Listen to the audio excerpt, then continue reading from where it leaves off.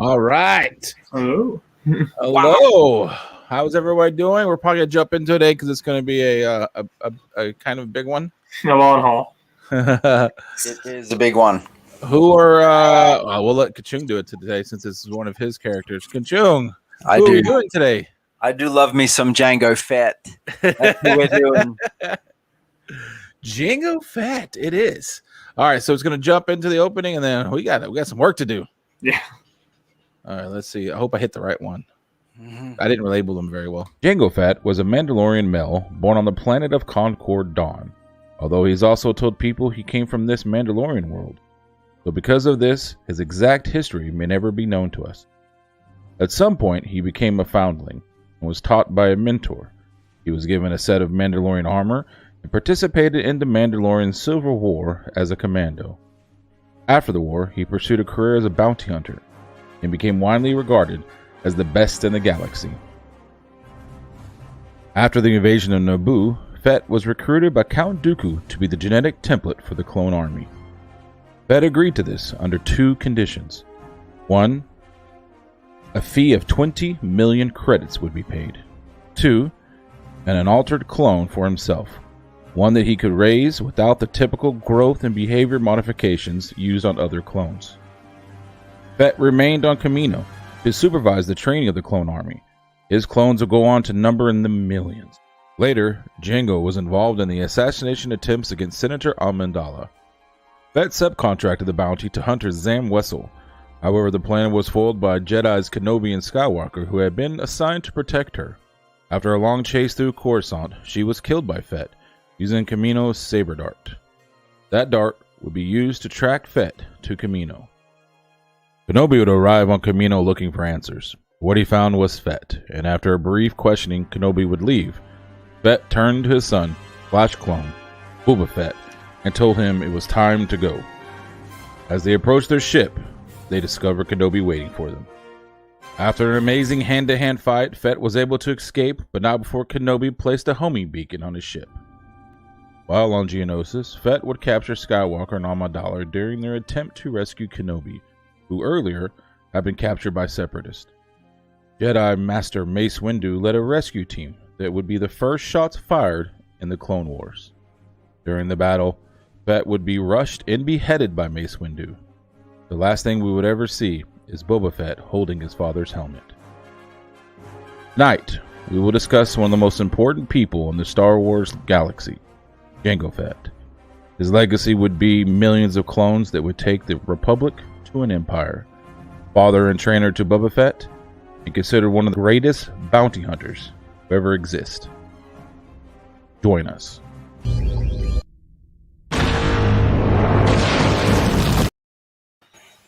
Oh, I love that last part. I had to put the I just love that sound. When I was watching, I was like, I gotta cut the sound off and just have the bong. Love it. Spoiler alert, though.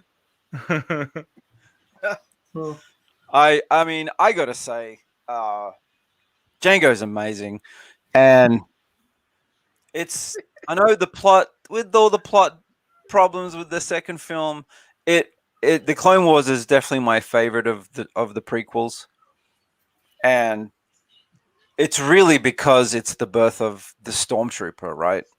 It isn't exactly the Stormtrooper, but you know, that's how they came about.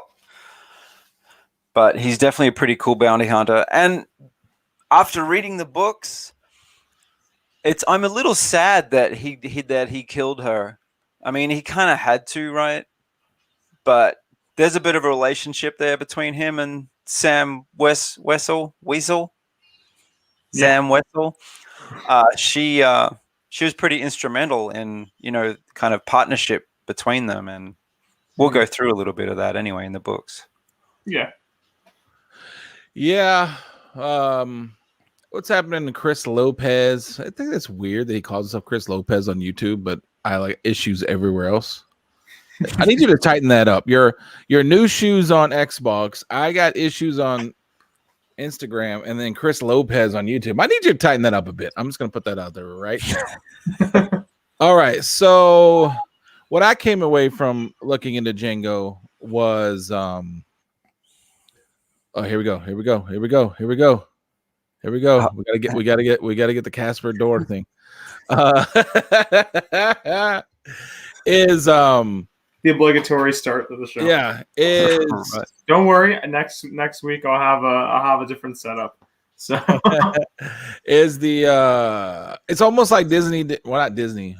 It wasn't Disney at the time, but almost like Lucas didn't know what to do with him, kind of, because he was Mandalorian, then he wasn't, then he was, he's not, and then, but ends up being a story, which is what I said is actually pretty cool. I guess they, kind of retconned him to be a foundling, and that actually that's one of the retcons that Disney did that actually makes sense, because then it kind of explains why nobody really knows, like, and there's always been all that. Yeah, it does. Yeah. Like there's always that purist part of Mandalore that doesn't think foundlings are actually Mandalorians, and there's ones that say they are. So it kind of helps with the confusion of what they are.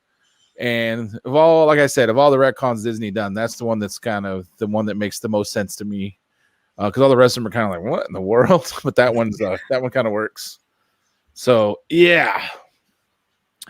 Then just knowing that it was kind of universally known, I guess it was just understood that he was the top bounty hunter, and there really wasn't a second place while he was alive. Mm-hmm. The only question that I would have, which we can go into later, is one of the best moments of Star Wars. I think we could all agree. And I know you like the second one, which I think you're in the minority with a lot of fans of that second movie, is the fight between the greatest Jedi to ever live and some random bounty hunter, and how I know that, he was shot by the Slave One, or apparently Boba Fett Star Cruiser One, or whatever it's going to be called. I get that, but then to be, and we talked about it earlier. There was some issues with that, but then just to be ceremoniously taken out by, I get it. Mace Windu is supposed to be, one of the greatest fighters in Jedi history, but that was a pretty quick beating he took right there. Yeah, I feel like there were a lot of distractions that day. There was, yeah. And then we talked about it. There's a pretty clever things they did to kind of help the fight a little bit too. They did, but I don't know. It's kind of he was pretty used to that rain on Kamino too. Yeah, definitely. That was his element. That was kind of his home, his adopted home. Yeah. Anytime you try to make my man look bad, it's just clearly bad writing, because that's not possible. But it is what it is. Oh. Well, the part that I thought was weird, it was like, I didn't know anybody could live on a planet that was exploded.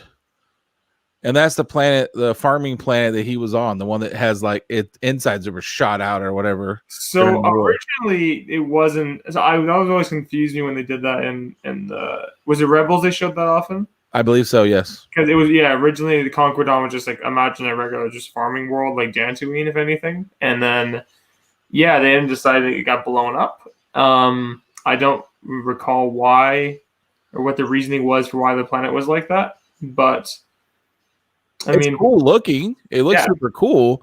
I just wonder about farming, debris, gravity, a lot of other things I got questions about. There's a lot of questions, about this planet, because it seems to be, it's like some of the panels, I think it was, they were showing it to be a pretty decent farmland, and I'm like, I just don't know how it can be this a great farming community when it's half of its tail end is hanging out into space. I just don't understand how that's possible.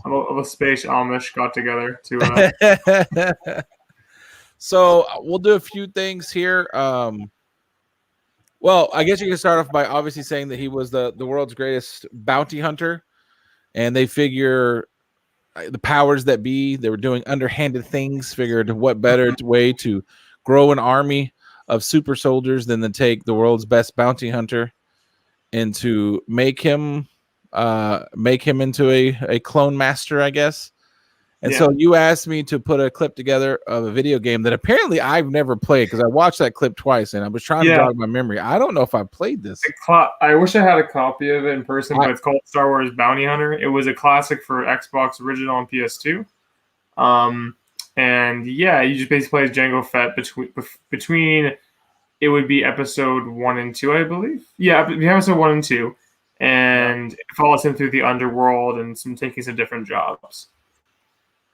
So it leads right into ring, basically. Yeah, so I must play this game immediately. But it actually does a really good job. Like, I was really impressed with the clip that was in that video game. So here it is. Disney, come on now. Come on, Disney. Congratulations, bounty hunter. Tyrannus. I'm impressed. No ordinary man can defeat one trained in the Jedi arts, especially one trained by me. This contest brought you to me. I'll collect the reward now. Of course, of course. 5 million, was it? Or much more, if you'll come with me to Kamino to be cloned. You want to clone me? Imagine an army of clones, the training of which you will oversee. They will be modified to grow at twice the rate of ordinary men, and will be programmed for absolute loyalty. A great deal of money. How could a man such as you not be interested? I'll accept your offer, Tyrannus, on one condition. And that is? I want the first clone for myself, unmodified. Might I inquire as to why? You might. Very well. Consider it done. We have a deal then, Jango Fett. Deal. There it is. I love the interaction game. I think what's so funny is like, oh, might I inquire why? And he's like, you might. And then just silence. And Dooku's like, okay. And it's essentially taken from at least one of the books. And it's funny that he said the first clone. Yeah. Because he doesn't say that in any other reference. Mm-hmm. He just wants one. Changes. Mm-hmm. What's that? He's very specific about being the first clone, which is kind of weird. Yeah, I was saying, they do the little changes and stuff here and there just to kind of make it more different. But yeah, the first clone's interesting. Probably, I imagine it's like, first of the entire genetic line to make sure it's the purest version. Yeah. Is my only thinking. Yeah, maybe. Because it was millions obviously produced. So you don't want the copy of a copy of a copy. There was that. What movie was that? Where I was gonna say you don't want what's his name? Was it Michael Keaton? Hunchback one. Was that Michael Keaton that did that movie where he was like a copy of a copy, and every time it was like a cloning movie. I don't know if you guys ever watched that, but it got worse every time he would clone another guy to help him around the house. It was pretty funny. Serious? Yeah, I can't remember the name of the movie. With Clone 99. Yeah, not you, 99, yeah. He'll end up with 99 instead of Boba. So the only other thing that annoyed me about doing more research, because I was trying to see this thing, what's happening? Multiplicity, there you go. Bake is coming through with the name of the movie. Sweet. I don't know about best movie. It's a good movie though. It's funny. Who even cares about Star Wars? All people care about Star Wars, just so you know. Maybe the best of cloning movies. Yeah, he says when he shoves the pizza in his wall. That's what I'm saying. It got worse, and then he explained it because it's a copy of a copy of a copy of a copy. Because then the clones started wanting their own clones, so they started making it. It's a long story, but anyway, we'll cover that one next week. So the one thing that I was knowing, because I was trying to find some stuff about him and Bubba getting trained, and there really wasn't a lot, obviously, because it would have been like in the Clone Wars cartoon, and by then he was not with us anymore. So, however, the amount of thumbnails of somebody putting long hair on Boba Fett as a child in the movie with that little thing in his forehead, and then saying, "What does this mean?" It was triggering me because I didn't want to see no Omega being portrayed as right. It was interesting. At least it wasn't a lightning bolt. So then they were talking about how everybody knew that he had some big score and he was making lots of money. All the other bounty hunters knew it. And so they were still kind of annoyed with him that he was taking his son, or he was taking other bounties, and he was bringing his son on a couple of these occasions. Yeah. And I remember one of the things I read where they got turned on, and he let Bubba handle it as a small child that these trained killers went on him, and he killed them both. And he said, "What you think about that, Dad?" And he said, "Dad couldn't be prouder." It's like you're like 6-year-old, 8-year-old just murdered 2 people. He's like, "Couldn't be proud of the way you hand yourself there, boy." But when you love your job, even if you win the lottery, you still might come back to it. Keep working. Bring the son into the family business too at the same time. And so the reason why I bring it up, because the question I have is, why do you think he did that? Like, why do you think he was so adamant about getting a clone? Why do you think he was even bothered training him in the bounty hunter ways? Because technically, with the amount of money he got, he never needed to work again. So I wonder if he kind of, was wondering about his continued on legacy. Was he thought maybe his days were numbered? Because it does seem, I think it's a little bit of that. Maybe it's also a little bit of his childhood not having a father, and he wanted to be a father. Mm-hmm. Which would be adorable. If he was going to be trapped there, he really couldn't, be out in the dating scene in the cantinas. So, he's trapped there. He's got to raise a son the way he probably wanted to be raised. I don't know. I just want to take this extra double second to acknowledge Fuchsia, who was the 3rd member of the original Hunter show, and I haven't got to see you in a while. She's been busy. So they went on to that, and it's pretty quick. His life kind of was fast forwarded, because Bubba wasn't even that old when he died. So we're going from finding out that he is the head, the number 1 clone original, to like death in a few weeks, like however long it takes to fly across the space. That's it's unfortunate that it happened that fast, but so are you guys okay with his death? Do you think that was a proper death of a trained killer? I like that the idea that they had put in there the part with the jetpack being the mistake. I feel obviously if the jetpack didn't get busted up from the Reek before he fought Mace, it would have gone much longer. He could have beat him. He could have escaped at least. He could have been like, "Oh, screw this. This is not worth it." And let me tell you something. There was no way he was going to beat him, first off, because they made that character way too overpowered. Yeah. And Samuel Jackson was beloved by our friend. They really needed Boba to just step in and blow his brains out or something. Like the ruthless Boba at 10 years old. This is something that I don't know if we talked about. Blue milk and peanut butter sandwiches. You don't want to make them yourself after a while. This is basically what I use my kids for like little things around the house that I don't want to do anymore. It's pretty much the only reason to have kids. I'm just gonna put that out there. So that you have little mini versions of you to do stuff that you don't want to do. And the one thing that's always kind of morbid curiosity for me that's never been mentioned in anything at all is obviously he gets beheaded. And the helmet comes flying off, and we don't see the head.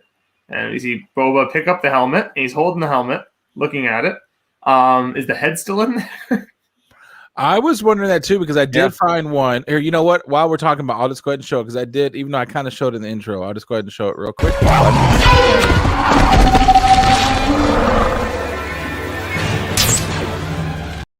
Oh, I'm gonna stop it right here. I just want to say beforehand, if you watch right before he gets beheaded, look for this backpack. Look on his back, and you'll see it spark, because that's where it malfunctioned, and that's where his gameplay and it goes. Like Mike Tyson? Everybody's got a game plan until you get punched.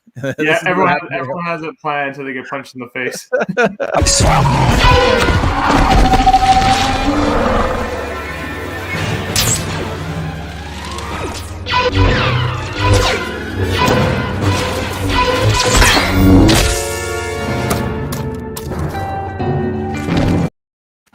All right, so there that is. Now back to the head beheading thing. I saw one when I was trying to figure out which clip I wanted to use. That said the uncensored version, and I said, "Have I missed something? Is this where the head pops out?" It was nothing different than the regular version. It was a clickbait, and it got me because I clicked on it really fast. I was wondering the same thing. What happened to the head? I thought maybe the original version, the little head pops out off to the side, and we just didn't see it. They edited it later because they do that stuff, and I was like, "Oh, there's the real one," but it was exactly the same. Or some creepy, like when Luke picks up Vader's head and it's got his face in it. And it pops. Yeah. Now there will be some, I'm sure there's some kind of fan thing where they're gonna show like a cartoon of him picking up and talking to his dad, and the head slowly just goes plop and plops out. I'm sure there's a fan cartoon out there somewhere. But those jetpacks, man, those things suck. Well, it's funny he had an extra because he had in the fight with Kenobi, it gets destroyed, right? So he had an extra on the ship, which still failed. It's still Boba's like, you know. First off, don't use my given name. Don't be saying Craig out there, but don't put that out there. There's a very legitimate reason I appear as Chris Lopez on YouTube because my Gmail was sending emails to my daughter's teacher addressed from I got issues. It's no bueno. That is pretty funny though. Every time you talk to your kid's teacher, it's coming from I got issues. Oh, how do you get on the show? Stop referring to a Star Trek every time and saying, who gives a crap about Star Wars anyway? That's the first step, Jeffrey Comic-Con. That is unfortunately the first step for you, sir. But it seems like Jango took Boba on a lot of missions. He taught him a lot. And that seems to be like a pretty short period of time, at least 8 till he was 10 or something. I mean, he doesn't seem much older than that. Maybe he's 12 in the movie. It's something around that. Yeah, it can't be that much. Yeah, it's got to be something like that. But he taught him quite a lot of stuff, and Boba was somehow born ruthless. He's around. There's no given exact, but he's around 10 years old. Yeah. Yeah. Okay.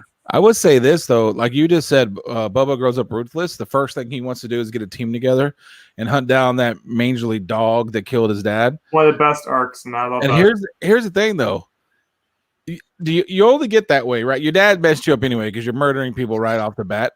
However, I think the head was still in the helmet. Like if you pick up your dad's helmet and the head is still there, and you have to get the head out yourself to get a hold of his helmet.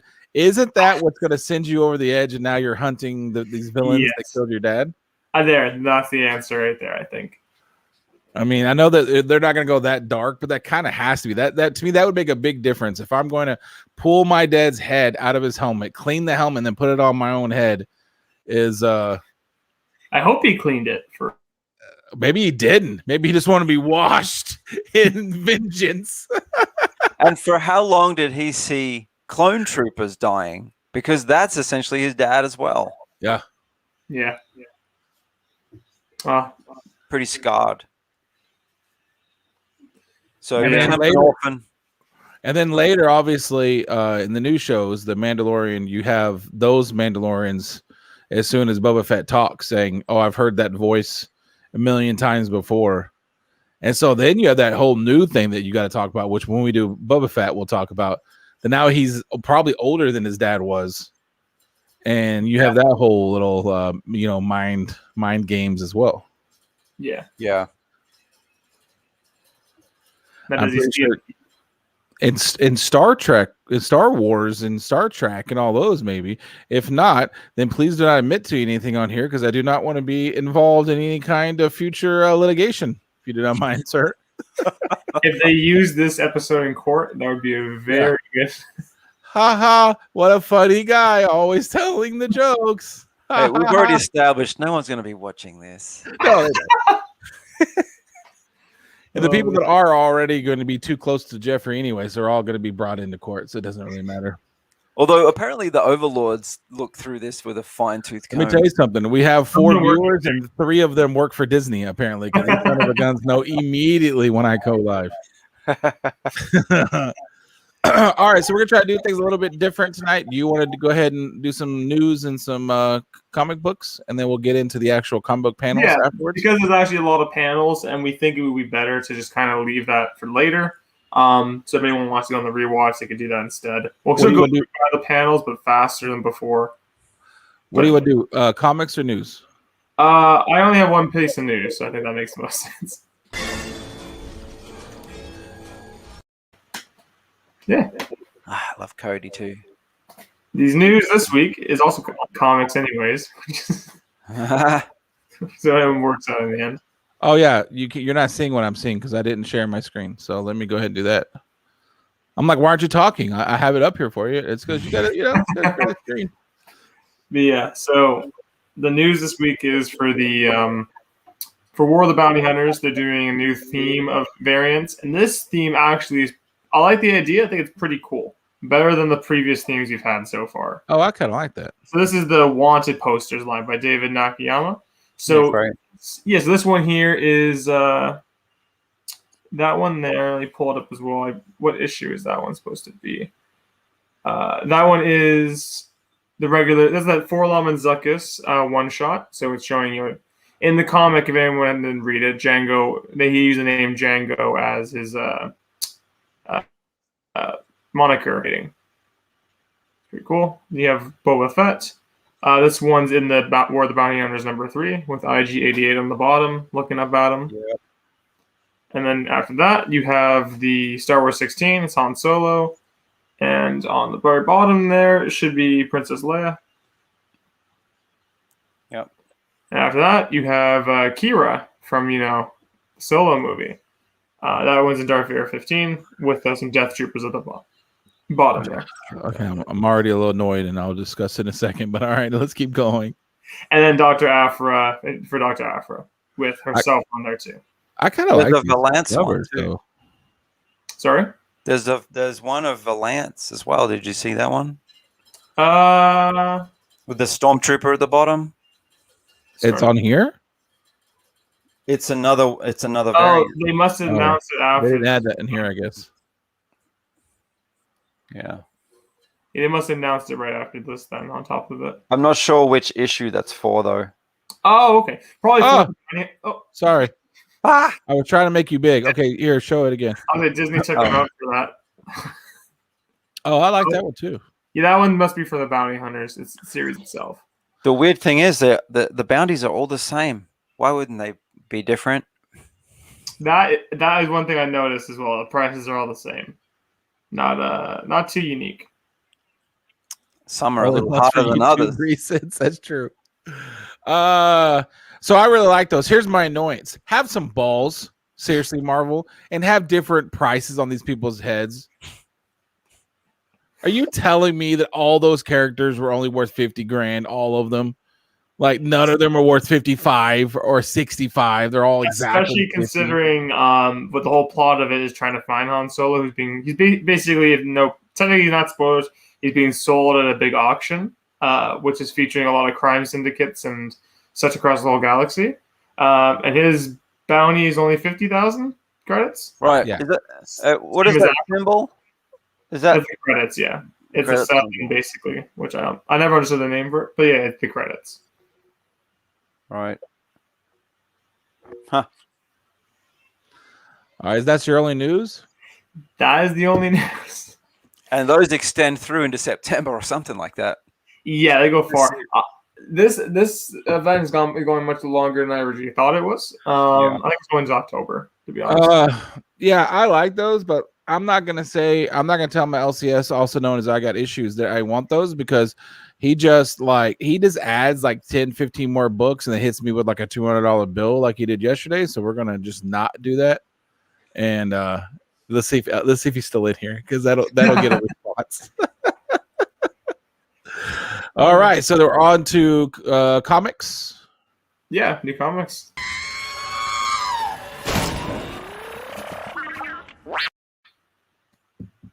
Yeah, so we got 2 this week, but specifically one of them is the next issue in the main event. So lots of fun variants there.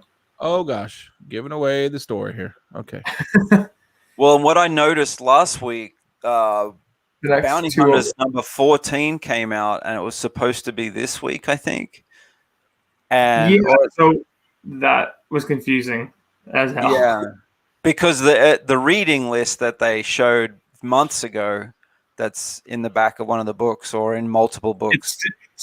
I was reading some earlier before we hopped on the show, and it's the same list as the back of each single one of them, and they check mark when you read it at what point. Right. So yeah, it's the one of them is jumbled around backwards, which is a shame.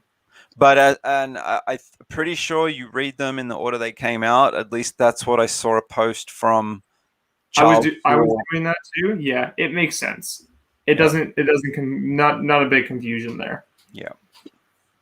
So This is issue 12 for Dr. Aphra. It's the A cover. I actually don't mind the cover, except for that. Like, it doesn't really fit with the rest of a. I mean, it's okay, I guess, but it's like this and this, and then she's like, it's very muddied. Yeah. Saturday morning, Japanese cartoon or something. It's kind of weird, but okay. That's nice. I like that. So this is the headshot variant by Giuseppe Caminoccoli. Yeah. Again, this is the headshot variant. That's not bad. And then this is the Lucasfilm 50th anniversary variant. Again, same person, Chris Sprouse. This one I think is pretty good. It's amazing. Yeah. God almighty, I needed all those. I'm glad I didn't start down that path. Boba and Jabba. Yeah. Oh, that's interesting. So this is the this is issue 2 of War of the Bounty Hunters. Now it's gone back to the main issue in the events. Yep. That's the A cover too. Yeah, it's an interesting cover. Floating heads. It's like what do they call the Illuminati though? Da, da, da, da, da. There's a lot of stuff going on there. What's that laser in the background? That's the Prisoners of Jobs 1. That's the Boba Star Cruiser Fighter. Oh, yeah, that. Then you have the action figure variant by John Tyler Christopher, as usual. Yes, episode what? 13 was that? We covered. Yeah. Oh man! And then headshot variant for Boba Fett. Same artist again, Giuseppe. I like that one a lot. That's a good one. Simple, clean. I don't know any in person what these covers look like, but I don't know if that thing says "Hunt for Han Solo" is the top. If it is, that's the stupidest thing I've ever seen. Like leaving that text up top. I think it's definitely going to be there because then it says who will find him first. I do think that text is going to be there with that text. It takes away. That's how they sell the Virgin variant. That's how they sell the Virgin variant probably in like a few months. If there's a Virgin variant, I could see a certain member of our little crew snapping one of them up right there. Was it on the Afro one as well? Yes, it was on the Afro as well. But it wasn't on the last episode we did. It wasn't on the Valance one, funny enough. I think it's going to be there because I think that's the whole point. That's cool. I'm a fan of that one. So this isn't, I think it's a ratio, I'm not sure, but it's actually by Marco Cecchio of Daredevil fame, one of my favorites. Gorgeous cover. If it isn't a ratio, I'm picking that up. That's gorgeous. I think it might be the B. Yeah. You might be right. It could be ratio. And then you have, so this is the other line they're doing. I didn't realize they're actually called the trading card variants, they're calling them. So this is John Cassidy, and it's all the different, Freaking bounty hunters. Marvel. I hate you, Marvel. Are you They're serious? doing trading cards for all these damn series. Yeah, so. Why don't they just make trading cards? Marvel. Oh. Yeah. Okay. So, and they have to start off with Dengar. I mean, you couldn't have started off worse. I mean, next they're going to have comic covers on trading cards. It's crazy. Oh. All right, and then that's it. Oh, that's all. That's all the new comics. 2 comics with multiple variants each. I think the Cecchio variant's probably the best of all those things we saw there. Yeah, and that Spruce 50th. Yes. The anniversary. That one and the Lando one are probably the best of those so far. There should be like they're doing that all the time now, like with everything. There's going to be a action figure variant, card variant. I mean, who knows what other variant they're going to come up with next to try to get double and triple dip in that. Okay, so. Yeah, you can tell Chris is coming in and out because he didn't make any comment about that comment I made about him earlier. So that's how you know he's coming in and out of the of the feed here. I'll have to go back on the rewind to insult.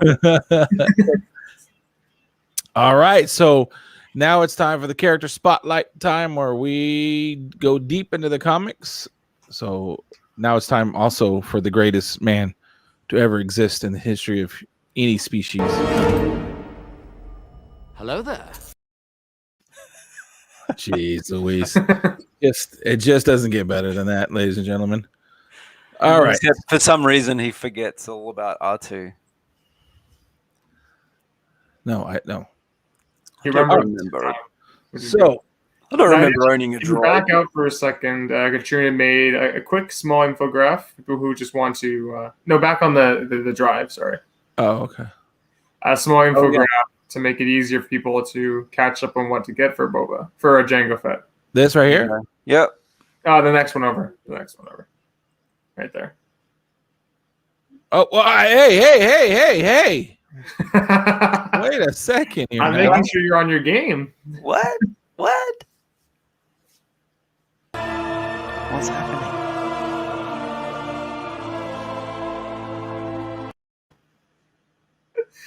Oh, Not me. keeping you on your toes. Man, just giving it away. We got to let them know. Spec time. Here we go. So yeah. Do you want to take it away, Katrina? There? Sure. So, yeah, his first appearance and first cover appearance was on that one shot. I should have put the year on there. What was the year, Jose? It would have been 2002 or 2001. Oh, right. It would have been around, It obviously was just before the movie. the second movie. Yep. And then there's a second book to that, which we'll cover. But the next important one is his origin story. That's the first issue of the 4-part miniseries. I like this one. Yeah. Open season. And one thing to say is the art through all these are very gorgeous. They do a great job. Especially that first one. Yes. We'll see that in a second, but that's amazing. And then really the only main appearance in Marvel canon is that one shot from a few years ago. Yeah. Ignore the middle one saying Marvel. That doesn't exist. Yeah, it's just the the Age of Republic one being the first canon appearance. Yeah, I get my screenshots from the app. We all do. Yeah. We all know what's going on. Yeah, you have to, because see, I don't, because I don't have the app, and all my screenshots are not in high res and they look very questionable. So all right, let's kick this off then.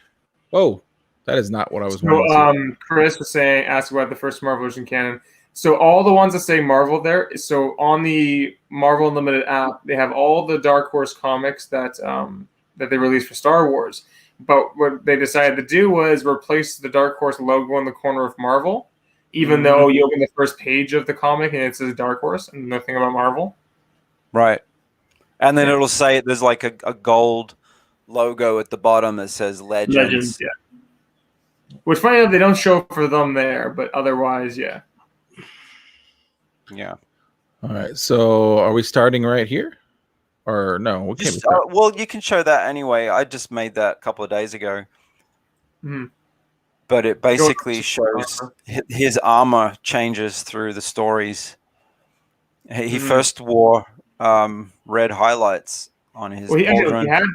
He had the green, actually behind him, he had like the green Boba Fett look. And then he changed it to red right after. Oh, right. Yeah. I forgot to add that. And then he went blue, but then he kind of had like a purple change jumpsuit. of clothes underneath, made a purple suit underneath. They were just throwing back nods. Comics. They were just throwing back nods to the original Star Wars, where they had all those crazy colors. They're like, you know what? We'll just have a nod, go back. Right. We need purple in there somewhere. But yeah, so again, this is the first issue, first appearance and everything. What's actually quickly funny about the cover is if you zoom in on, I'm going to make you zoom in on Jango, a CGI character. That's not like a thing at all, like a drawing or any of that.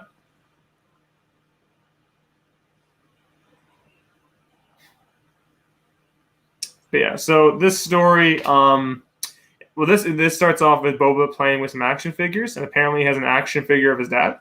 So it's pretty funny enough. Who was making these action figures? Okay, This is really cool. So the plot of this is Jango goes off to a job to assassinate someone and retreat, and for Hutt. This is the person he goes to assassinate. Yeah. So the art in this is terrific. It's done by the artist's name was Tom Fowler. Fowler, yes. Very much painted sketch. Doctor Strange. Oh, sorry. And as soon as I got to this page, I was like, man, whoa. Yeah, The art is amazing. that's very cool. So Jango's returning back to the hut to get his payment, and he's dead. He was. Hold on. Yeah, look at that. Oh, I want to know what Jabba looked like after That's- Leia killed him. that's not Jabba the Hutt. That's Pizza the Hut or whatever that guy's name. Right. There. So And guess who killed him? yeah, none other than Zam Wessel. So Slave. yeah, and Slave got up. As any of you remember, she is a skin changer as well. So changing to definitely get into different covert ways. So she was hired to actually kill the Hutt from the person that Jango was hired to kill. So they both killed each other's contacts and have no way. Well, y'all need to plan that out a little better. Now nobody's getting Well, paid. they both say you gotta get better contacts. Yeah, look at the go back, look at the reflection real quick in his helmet. That's pretty cool. Mm-hmm. When she's like seducing him. Daenerys wants to make the first move. You sure he didn't need a clone? Because he's obviously taking a gander there at her walking away. I love this page. So he returns back and Boba's there.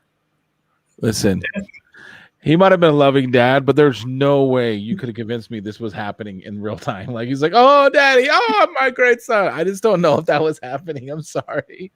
Booba's too messed up for it to be getting loving hugs from old daddy. Yeah, he's about 3 or 4 there. Yeah, he's very young. But yeah, great page. And then this looks straight off Steranko to me. He's visiting a cantina on another contact, basically hiring him for another job to make up for not getting paid in the last one. A lot of purple in there. Yeah. When you read that on the app, it's like you go from one bubble to the next, and it kind of pans across the whole room. Mm-hmm. It's very cool. And then he gets sent basically to retrieve this relic and this old ancient temple. Again, the art just really stands out here. Yeah. Yeah, it's pretty ridiculous. So he goes there and he fights off some, it would be like temple guards or prophets almost, and kills them. Gets the relic. And as he's leaving, who shows back up again? But Zam, who was hired by the same person. You know, double the odds. 2 bounty hunters after one thing, you'll definitely get your prize. So they talk to each other, and then they get ambushed by some creatures that are there. He leaves her for dead for a minute, but then comes back to save her life and kind of squaring away any problems they had with each other. I just have one question. Did he have to use the sandbag to get the temple idol out of the He probably should have. I probably would have stopped the creatures from showing up. Make sure the weight is correct before the big giant ball comes. Right. And then that's the last page, him returning back to Boba. That's kind of cool. I think that's awesome. Yeah, It was, yeah. It was very Indiana Jonesy, though. Yes. They definitely ripped that off. Mm-hmm. And then they did a following issue where it was covering Zam as a continuation of the last one. Yeah, you want to come over this? It pretty much is. And even though the art's different, it's still pretty good. And both of these books are about, 59 pages? Yeah, there's 60 pages. We condense these things a lot because obviously we don't want to be here all night on just 2. Yeah. But, I mean, they're great books. They're great reads. The art's amazing. And both of these together make a really good story. And you could probably essentially think that this is the first appearance of her as well, right? This could have been. It could have been this either too. We could have done a double like with Forlom and Zuckuss. But essentially, yeah, they it starts off on Coruscant, and they're saying that there's this bad guy that stole an idol, and it could be on one of 3 planets, right? It could be on he could have taken it to Coruscant and what are the other two planets? Alderaan. Alderaan and I can't remember the other one either offhand. But yeah, then it goes to Kamino, and Zam shows up, and Boba says that there's some lady here. Yeah, like maybe not give your name right away to some stranger you know. That's why I'm glad that Dad jumped in, Right. give all that information out. But basically, yeah, he wasn't expecting her. But she's come to tell. I try to call her a lady. She comes to tell him that, you know, that what's that bad guy's name? I always get bad. I'm bad with names, especially Star Wars names. But he basically stole the idol. Yeah. And I hate to tell you this, but the bad guy's name is Jango and Boba Fett. I know that you don't believe that, but that is the bad guys in Star Wars. Just so you know, the three people you're watching here are technically the bad guys. Korda, Khorda, General Korda. Korda. But you see him on the next panel. He's there hanging out with Fernuda. Scheming. He basically tells him that this idol will help rip a planet apart. And I still am trying to work my mind around how that can happen, especially when it's not as big as the Death Star. Yeah. There's some poor planning by the Empire if there's just some little idol that can do the job. But this guy's pretty cool. He's got two sets of eyes. Yeah, I was just looking at that. And then Fernuda is like the what's that guy that enslaved Anakin? It's a Doug. They call it. Yeah, it's Doug. Doug something. I'd rather mean Doug or rather bad attitude Doug or whatever that little non-acting kid says in the movie. Yeah. And then the next panel just shows the ragtag group of bounty hunters that he has with him. They may or may not be bounty hunters, but they all look like that kind of. Who's this? Because if it's our friend, this is doomed to fail. I'm gonna tell you right now. That's how you know. Oh, okay. That was one of the first things I thought. And the Wookiee, you know, I looked to see if it was Chewie, but it's not. Oh, that's kind of cool. Yeah, that's a good panel. Yeah. So Jango turns up and, you know, scares these hoodlums away. But if you go to the next panel, Zam was actually getting information out of them, and she had shape changed to look like Fernuda. Mm-hmm. And you can see at the bottom there, she changing back. Yeah, slowly going. Very creepy. And then you get to the next page. Yeah. When you look at it by the fact that they're doing all this flirting, like, I don't know, man. Yeah, that's why Jango was like, I want to clone. I don't really want to do a proper. Right. And then all of a sudden, yeah, because she, you know, couldn't wear clothes as that character. She's all of a sudden naked on the next page. Yikes.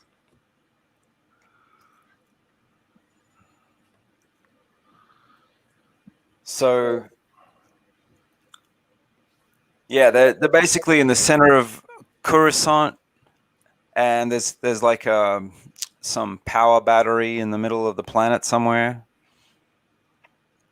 And the plan was the bad guys to look at this guy's head. It's like turned around.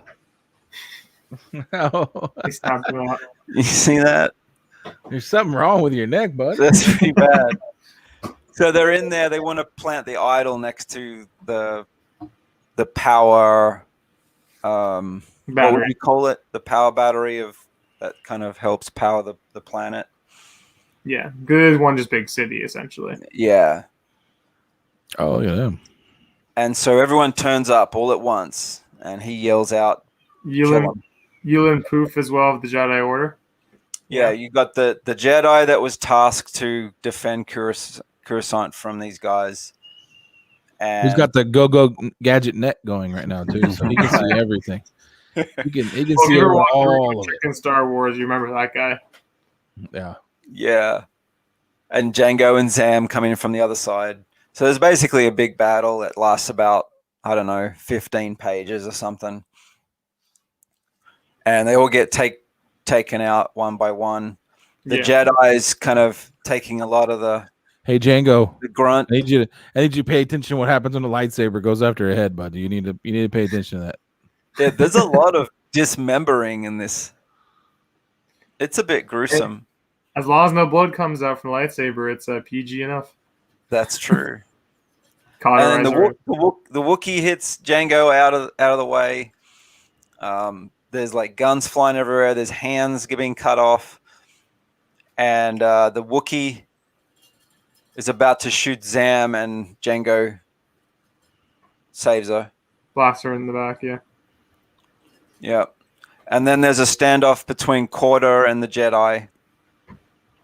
Jedi cuts his hand off. As they do. As they do.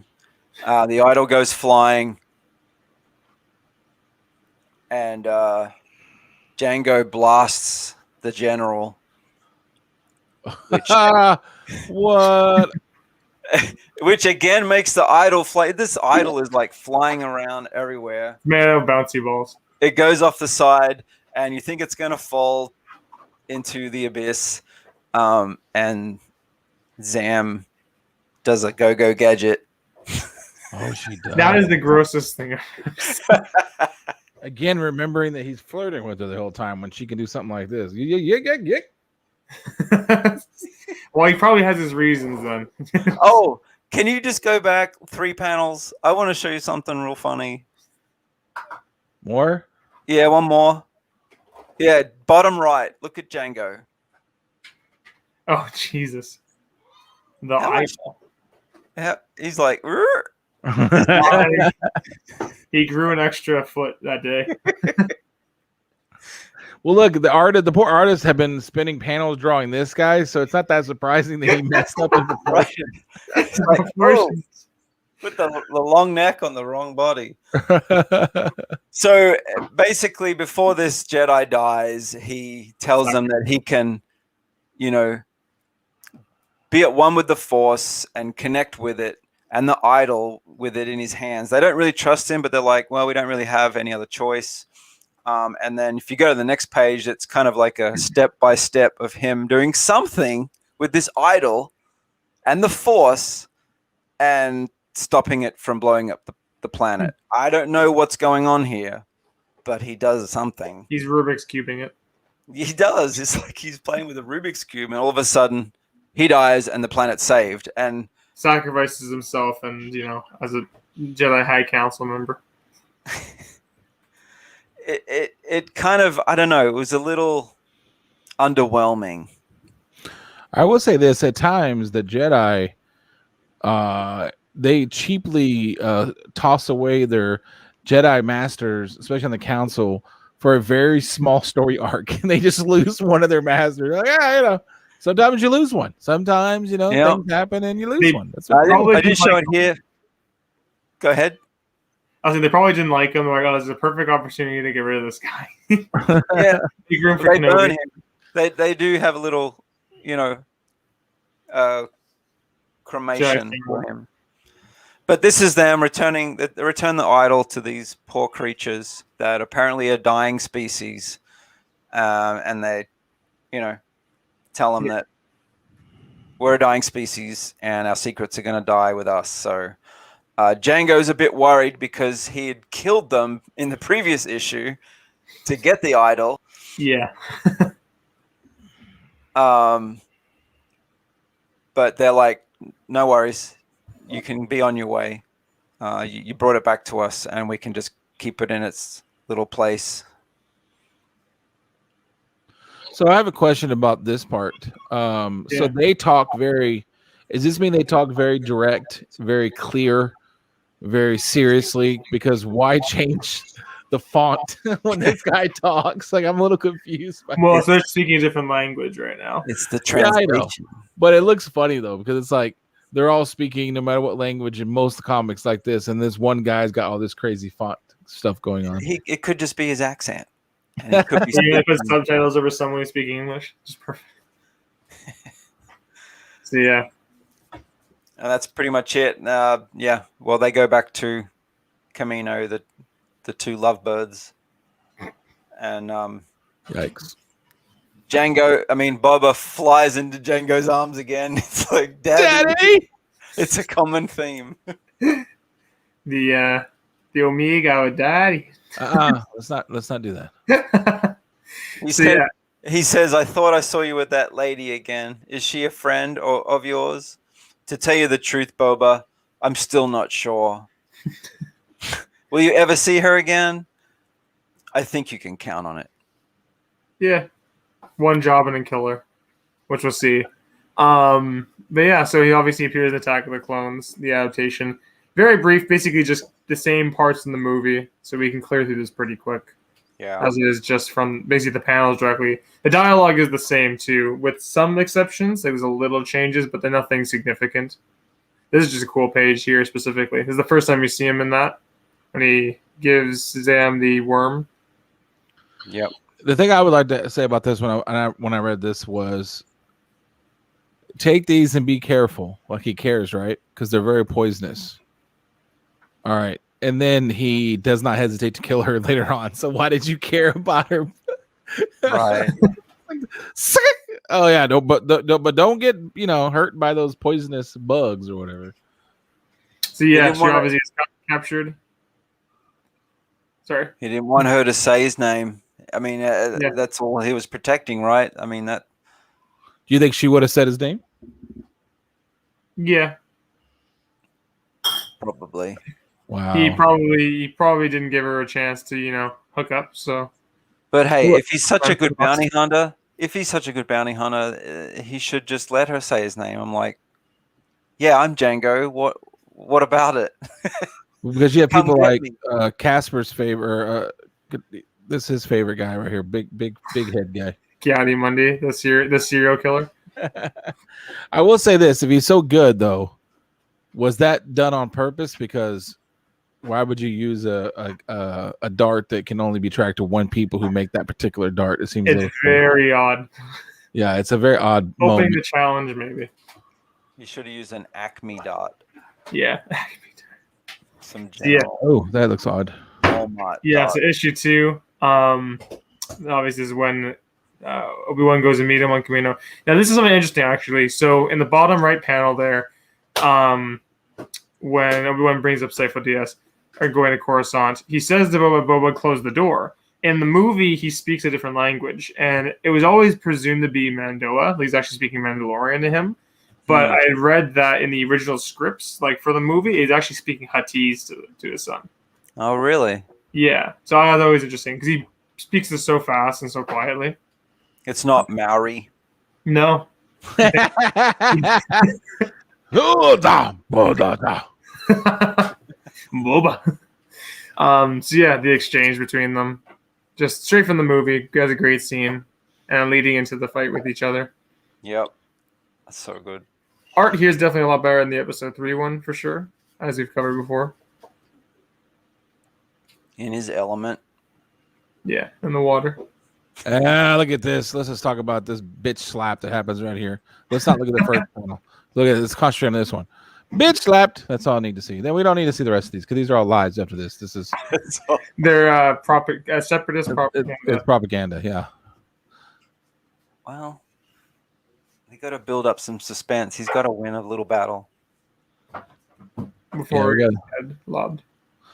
I will say when I rewatched this to see if I was cutting it, watching, even though he's the greatest being to ever exist, fall like 60 stories, and this little metal rope just stops him instantly, and he doesn't get his body ripped in half, made me roll my eyes a bit, if I'm being honest. Because I was like, wow, that's a jolting stop right here. That's the one. I was like, probably should have at least got his arm dislocated. You know what I mean? Just, but it's fine. He's a Jedi. They're magical. Issues is enjoying watching us read comics of a movie. Well, at the very least, the next one is his origin, and it's very good art. and very good story. So, but yeah, this should be able to skim through. I think it's only one page here. Yeah, but he's in all 4 issues, I think. He is not 4 throughout the whole thing. This is the wow. The best. But essentially, you don't, if you want Jango books, you don't really need this series. It's just kind of adaptation, basically, like how Rogue One was for the other week. Tarkin and similar stuff. Yeah. It's him capturing them, so that's a good part to see. And then wow. And then the who does the? Is it Noto that does the? Not that I know. I'm not too sure. Oh, 1 second. What? Cat. What? Cat. What do you want me to do? No, he just said he's got to go. I had said 1 second. Sorry. No. It's just basically it's just straight from the movie, and then it shows off playing the Reek for a moment. A little more. This is no good though, because I thought it was cool that he was able to kill his creeps with one shot, and they got him shooting multiple times. So that's kind of annoying. Yeah. And then and then when you got a purple lightsaber, you can't lose. So this is how it works. And then puts his head against the helmet. Obviously, the comic didn't want to show the head either. So blip blip blip blip Right blip, blip blip blip blip blip. That's what I'm going with. So now this is the this is the best. This is the open season story. Yep. It covers his origin when he first met the Mandalorians and became one. So it's 4 issues. We'll go over it relatively fast. It's taken from Count Dooku's point of view. He's retelling the story as we'll see why later on. And he's kind of telling why his to the Emperor Sidious why he's important and why he was the best choice for the clones. Look at that intensity. Yeah. Don't play around. So they're basically saying that happened on this world, Concord Dawn, is a civil war broke out between the main faction of the Mandalorians, led by Jaster Muriel, and then a splinter group, the Death Watch, led by a man named Vizsla. Basically splintering off from there, having their disagreements and warring on the farm world. Dennis Tran. Okay, so how easy are these to obtain?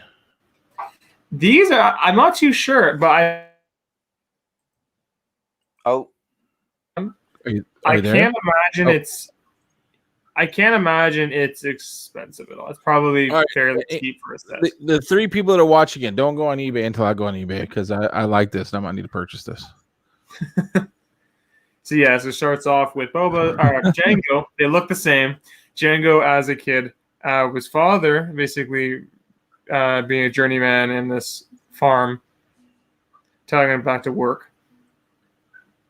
And then this Death Watch group shows up with Vizsla, trying to find Jaster, who they believe is hiding out somewhere there. And that their father was helping them. Yeah, they're not cheap, Mr. G. They're about 150 for the set. Dang it. What?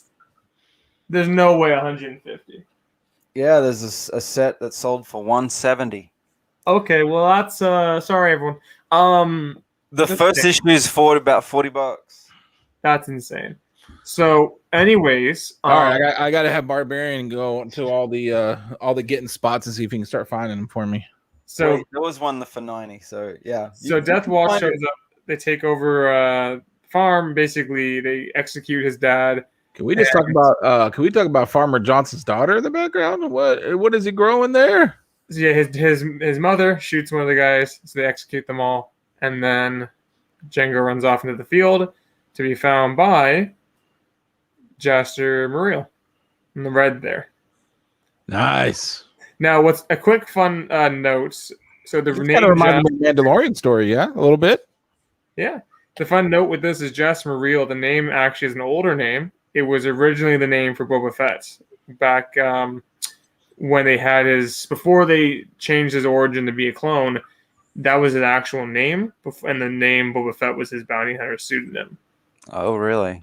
When the original those Tales from the Bounty Hunter stories, That was what his actual name was. And they retconned it to be Jango's like mentor. So carrying out legacy. So yeah, Jaster tells him your family's all dead. Just come with me if you want to live. We'll fight another Come day. with me if you want to live. And then interesting enough, Jango has a a sister there, which they kill off screen, basically off panel. Yeah. Mhm. Or do they? Yeah. Who knows? So yeah, they escape with Jango's help, basically leading them away out of the farm to go to a city so they can get some supplies and escape the planet. Crosshair? Oh. Cross. But yeah, like he's an orphan too, right? Yeah, orphaned.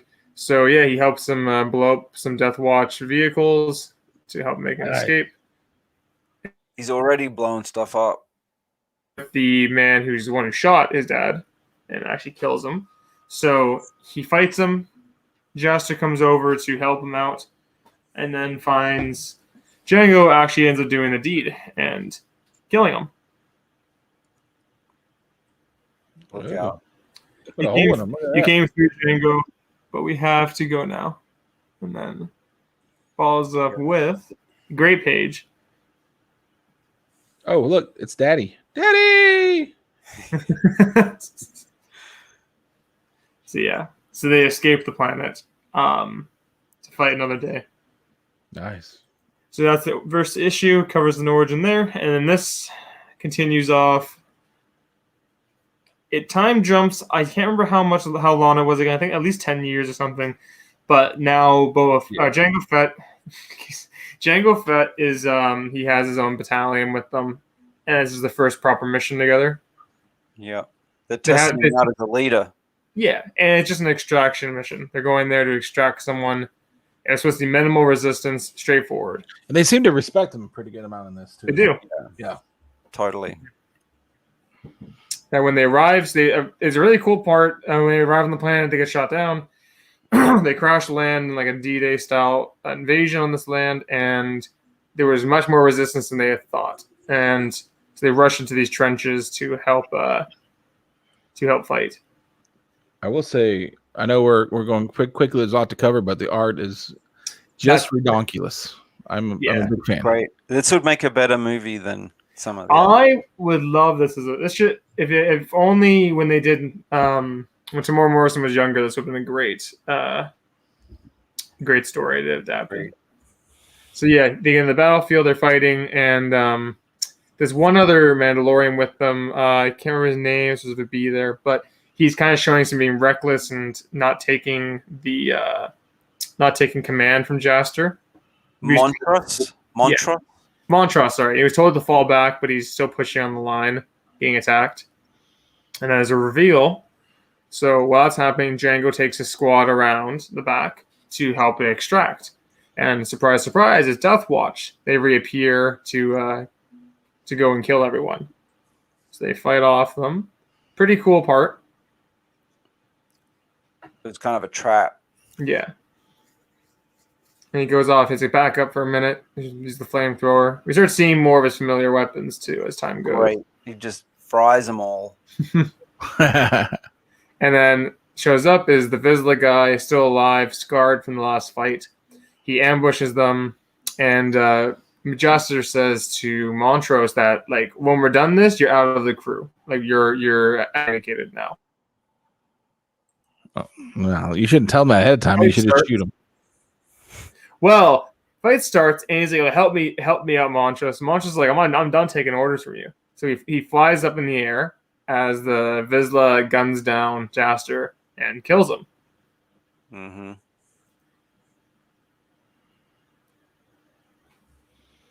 Jango witnesses Vizsla killing Jaster and runs over to him as Vizsla makes his escape.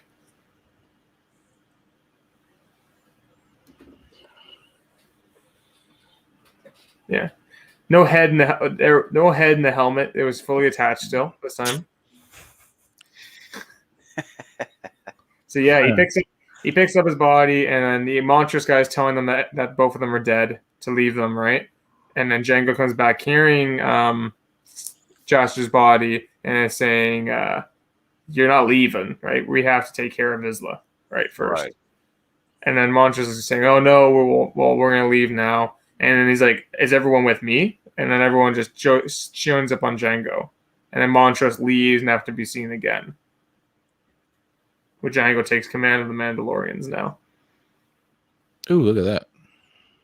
So this is cool. So as I said earlier, it's from the point of view of Count Dooku retelling the story. And the reason why is because he actually meets Jango on the battlefield. So they're hired. He's not wearing the red armor. They were hired to help with his insurrection by this governor. He basically told to help them. Yeah.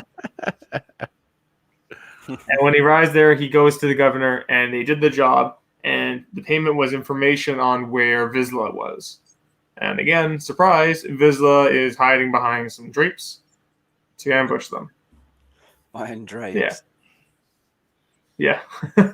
So they shoot at Jango. Jango flies out. He tells the governor, "You shouldn't have crossed me." He flies out the window and gets shot down. Great page. Yeah. Love it. It's like one of the best pages in the series. It is. So the trick was Vizsla told the governor to call the Jedi and say that the Mandalorians were there executing women, children, and people. And then the governor says, "Oh, they didn't kill any kids or women. It was just like these soldiers." And then Vizsla's like, "I'll take care of it. I'll make it look like it." So the Jedi show up, and it's Count Dooku leading a squad of Jedi, saying that, "Oh, you're under arrest. Come peacefully, or we will take matters to our own hands." Fight breaks out. So that's Dooku with the blue lightsaber on the right, fighting at them. They realize that the blasters aren't doing anything to deflect them, so they actually switch to projectile weapons, explosives, so that they can actually do some damage to the Jedi. So yeah, great page. And then by the end of it, Jango realizes he's the only one left. There's no other Mandalorian standing. Everyone else died. And then Dooku at the same time realizes a lot of Jedi died for such like a folly. And Dooku says at the bottom there, bottom right, "What have we done?" Basically, kind of leading to the point where he's not trusting the Jedi anymore.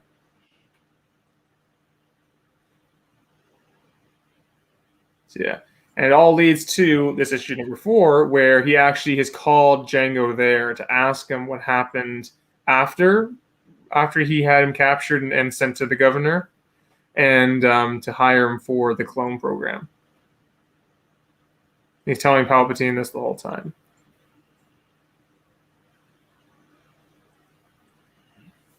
So yeah, he sit down for a nice dinner, and they're arguing over stuff about this whole job. Jango actually pulls his blaster across the table and shocks Dooku, thinking he has the Force. Next page. There you go. He's like, "What? I don't sense any of the Force in you." And he's like, "Oh, electromagnetic gloves, right?" He's like, "Oh, you are a smart one. Okay." And then he basically plans a trick on him, saying, "Oh, he basically poisoned Dooku's drink, and that it's a rapid-acting poison that's going to give him like heart failure or whatever, and that he has the antidote in Jango's ship. But if Jango has a device on him that if his heartbeat stops, the ship will blow up." Dooku's like, "Oh, well played. Okay, what did you want to talk about? What's your demands here and all that?" So He's like Batman. Yeah.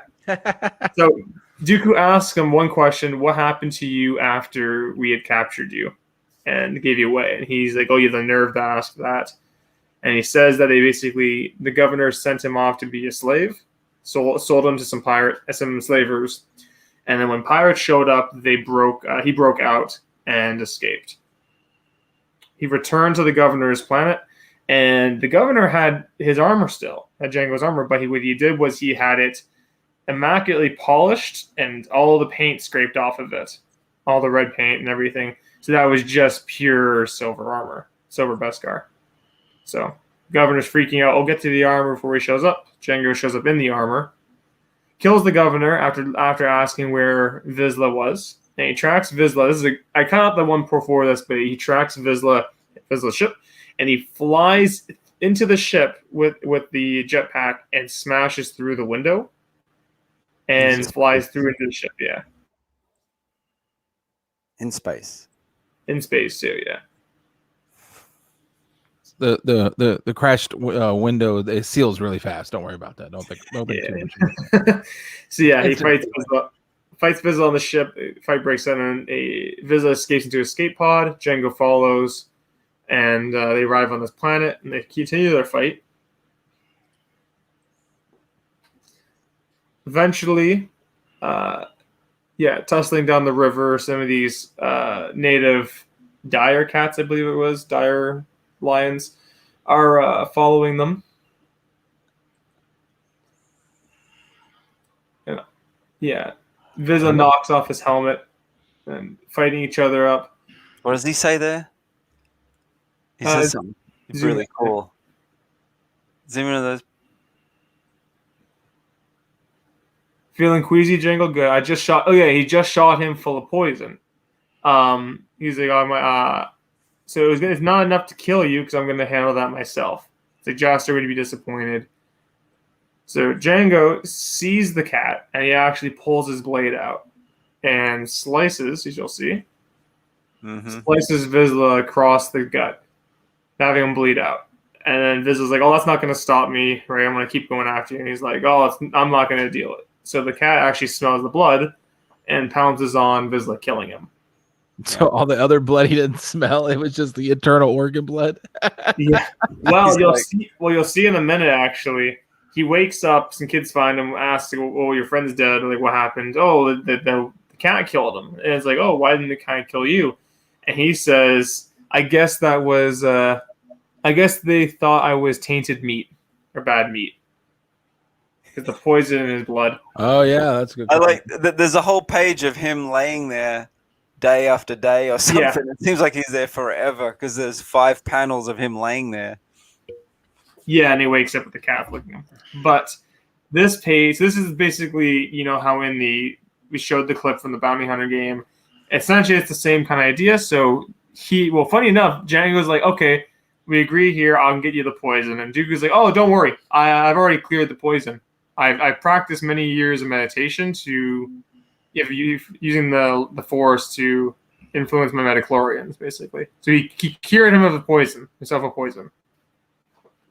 And they make the deal, and the deal was, I want the credits, and I need a son. Like, basically, I want my own clone.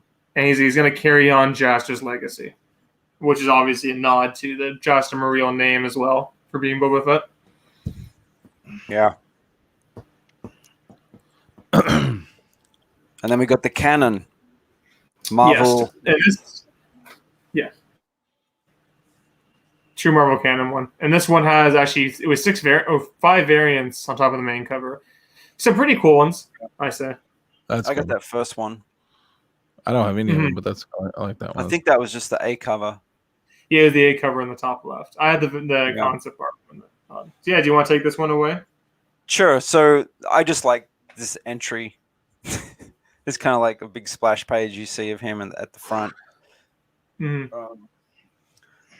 But so this is kind of it kind of goes over a little bit of the aspects of who Jango is, but it's all set around an extraction, and he's supposed to meet up with these ragtag group of other bounty hunters. At first I thought it was Zuckuss, but it definitely wasn't, because he's called Tiva, I think, and Rin, and that little like monkey gremlin looking thing at the bottom, or one of the 4.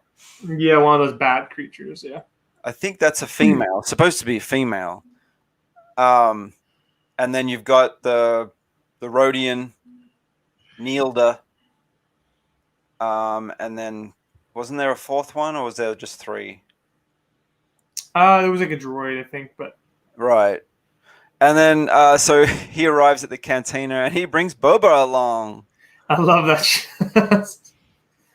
He's like, "Hi, something's following you." The thing says.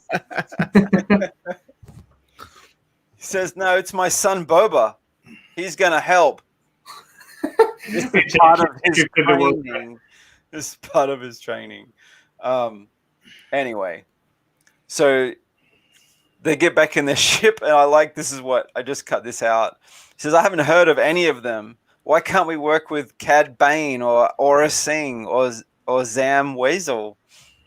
Because you know them."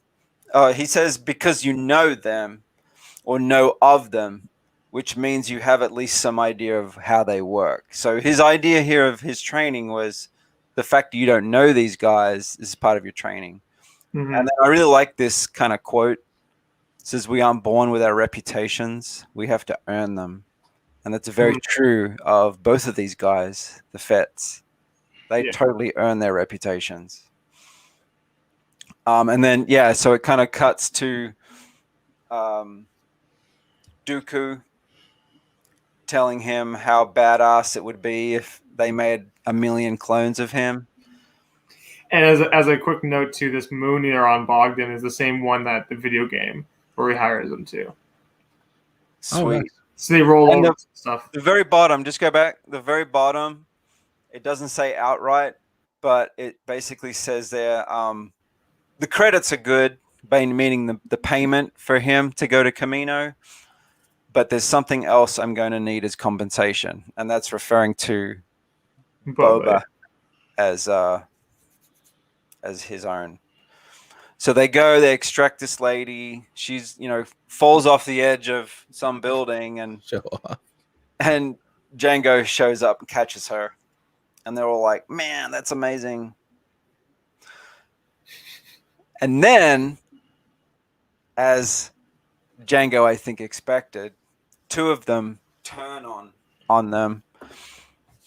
The Zuckass-looking one and the little gremlin turn on them. So he's kind of over Boba.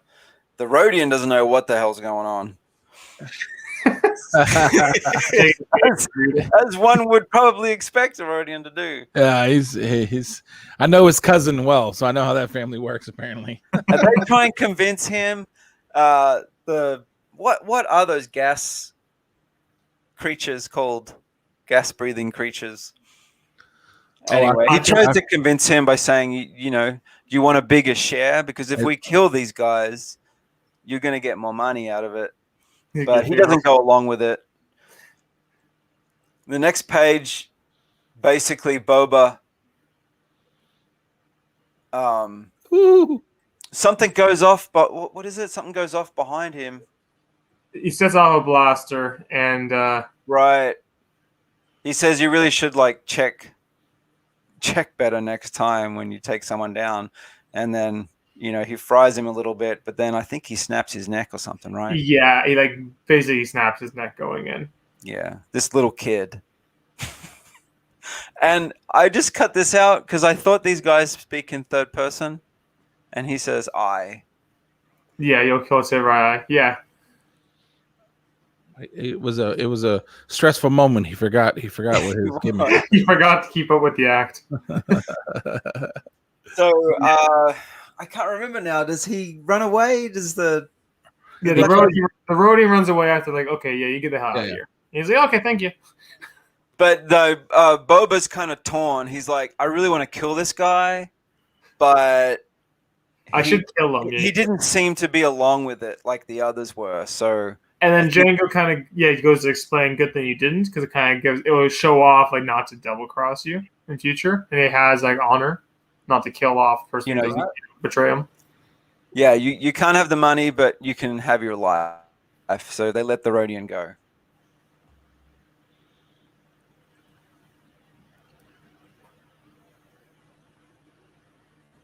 But yeah, a great page at the end there. Did I do all right then? Even though they got the drop on me? And then Jango says, you shot well. And Kachun keeps cutting in and out really bad. Oh, I do? Yeah, you're cutting in and out every couple of seconds there. I cut in. You shot well. You trusted your judgment, and you started building your reputation. A father couldn't ask for a better start for his son's legacy. Yeah. You snapped the man's neck. You shot another one, then you let another one live. Job well done, son. Job well done. It's a pretty cool one shot. I like it. But those other earlier ones, I mean, they're a lot more expensive, I'm sure, if you wanted to pick them up.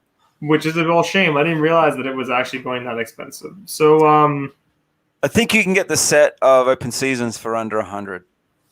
if you're That's still a lot. 25 per issue, basically. Well, hopefully, the next time our comic book club has a Christmas gifting, hopefully I get the Canadian again, and it's what I might want there. Meanwhile, these guys You can try and rig it then if you want. Just so everybody knows, Chris just took over talking about how he's buying blue cheese and Domino's. First off, if that's where you're going to buy your blue cheese, sir, I'm guaranteed there's a grocery store that you should have probably got that blue cheese from. Okay, so is eating blue cheese, obviously off top, is eating blue cheese with buffalo wings, is that like a New York thing or something? Because everybody I know uses ranch. I don't know mean, eating anything blue about cheese in general isn't the greatest idea. It is not, but it's just an alternative. it's a bad alternative. That's like saying, a poke in the eye is alternative to not poke yourself in the eye. It's not a good The thing. left eye versus the right eye. Yeah. All right, so I don't think I need to ask Chung here, but we'll go ahead and ask him anyway. You got more, because blue cheese is not gross. You've got more about him than maybe you thought of before. Do you like him more, less, same? Is he a badass? Does he suck? Oh, I love him even more. Yeah, and I didn't realize that him and Zam had kind of a thing. Yeah, and they were really kind of partners for quite a while, even if they didn't realize it. What was that? A very one-sided relationship. Right. So, Canadian, what do you think about him?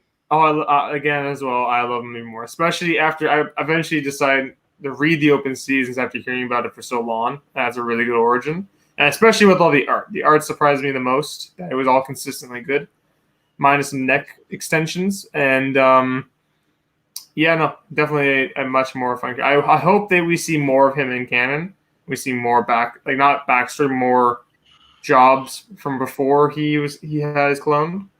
Yeah, maybe if they go, maybe in the TV show, if they go to Mandalore.